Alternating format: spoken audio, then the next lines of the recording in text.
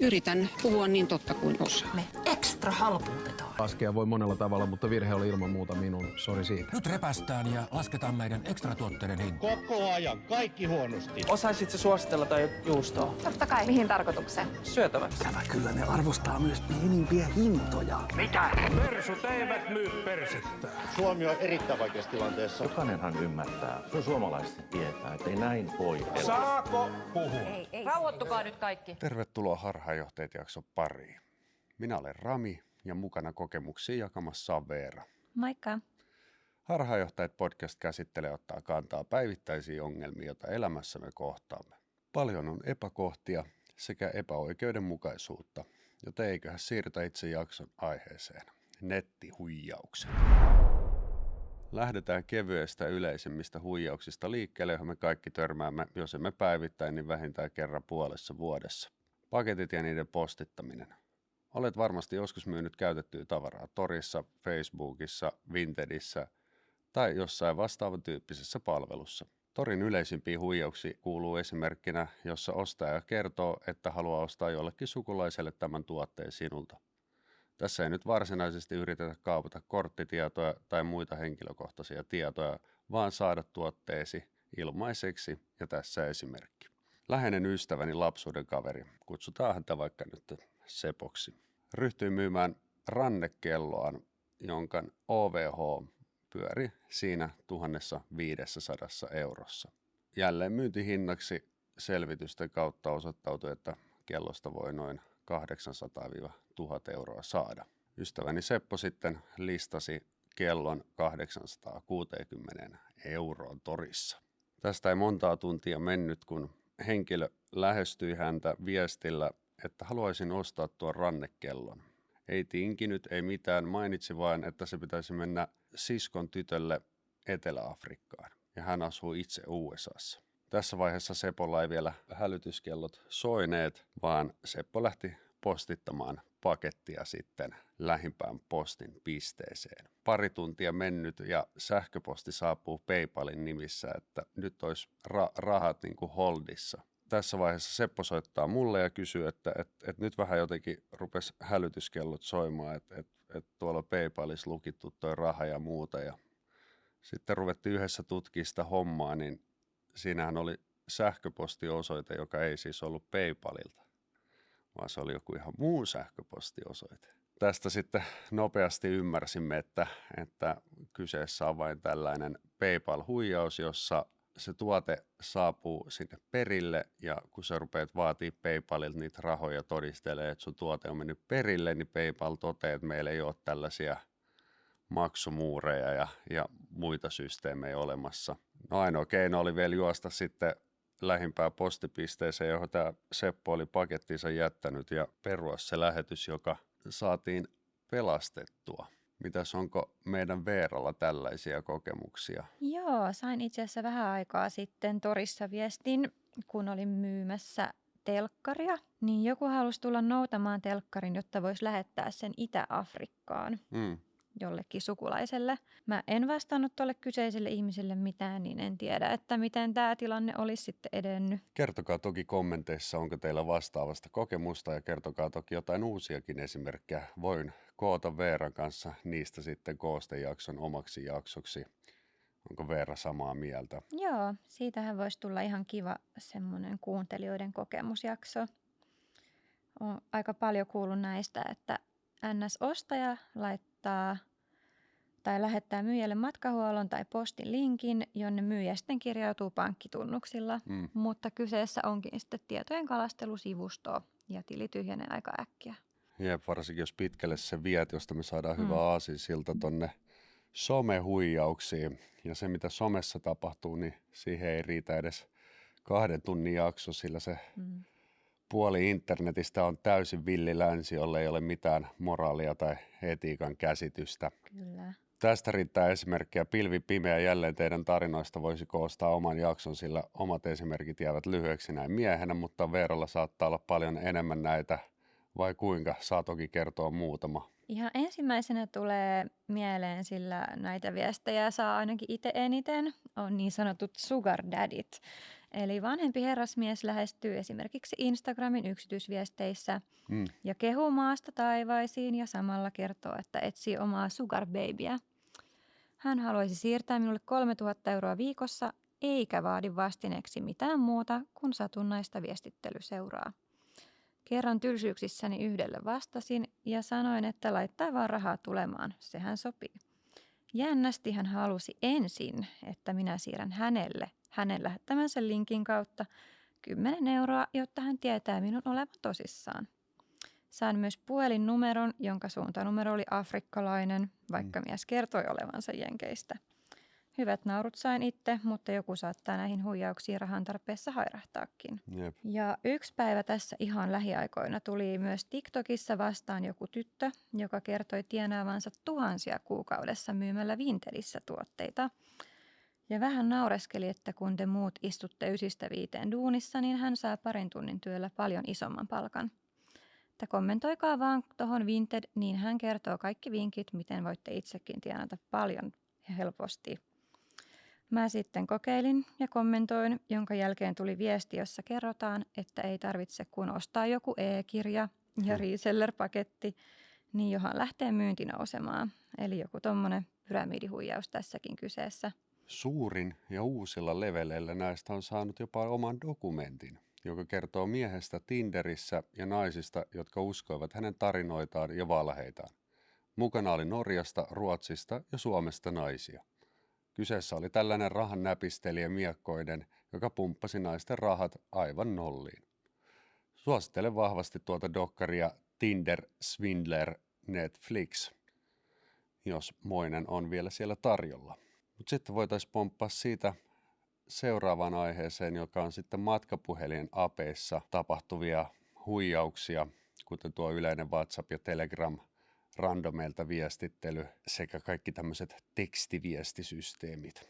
Oletko sinä, Veera, saanut mitään ihmeviestejä täysin tuntemattomilta? Itse asiassa en kyllä juurikaan saa mitään outoja WhatsApp-viestejä, käytännössä ollenkaan.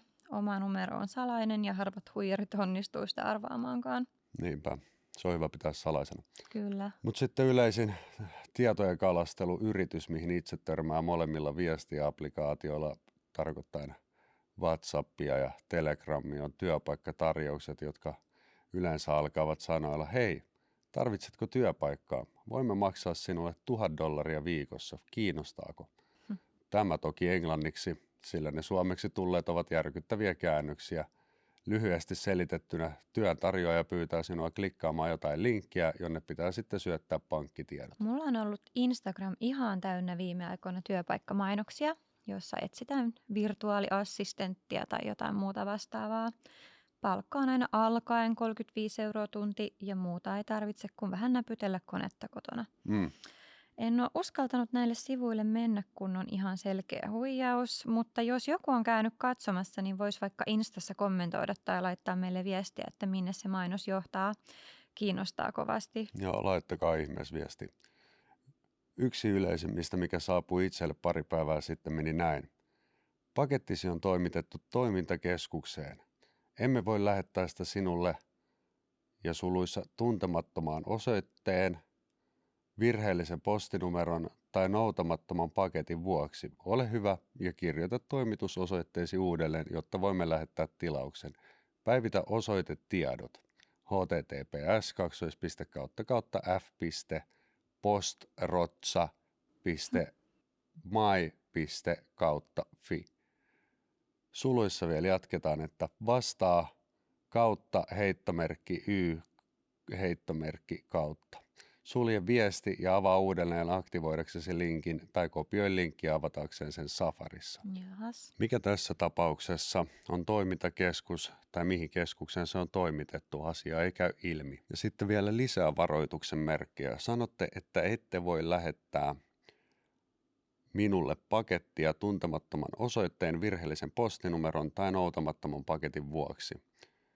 Ja pyydätte tämän jälkeen kirjoittamaan toimitusosoitteen uudelleen, johon minun on ensin klikattava epämääräistä linkkiä, jossa on aivan liian monta epämääräistä merkkiä ollakseen kuriiriyhtiö. Tässä siis monta varoittavaa red flagia tulevaisuutta varten. Lisäksi tuo oletus, että Safaria käyttää selaimena moni tänä päivänä on aivan jotenkin liian kivikautinen ajattelu, mikä viimeistään pitäisi herättää kysymysmerkkejä tätä viestin lähettäjää kohtaan. Tässä viestissä on paljon sellaista, mitä ei todelliselta suomalaiselta kuriirifilmalta näe, ja yleensä sitä tietää, onko tilannut jotain ja valinnut kyseisen post-rotsan yhtiön kuriiriksi. Erittäin suuri red flag. Kyllä. Myin tuossa taannoin Facebookin marketplacessa jonkun erittäin painavan tuotteen, jota en nyt tässä saa mieleen. Mutta jälleen jo muutaman tunnin päästä ensimmäinen ostaja oli kiinnostunut. Viesti alkoi näin. Onko kohde edelleen saatavilla? Minä vastaan, että kyllä on. Voitko laittaa minulle WhatsAppissa viestiä, voit tulla tänään katsomaan, jos haluat, olen tuossa 4 aikaa vapaa. Ostaja sitten, että haluaisin tilata toimituksella matkahuollolta. Tarvitsen puhelinnumerosi ja osoitteesi. Siinä sitten uutelin, että miten hoidamme maksupuolen ja miksi haluaisit tulla katsomaan, asutko itse kuinka kaukana. Kuriiri tulee noutamaan tavarat henkilökohtaisesti. Sinun ei tarvitse tehdä mitään. Saat vain rahat ja siirrät tavaran kädestä käteen.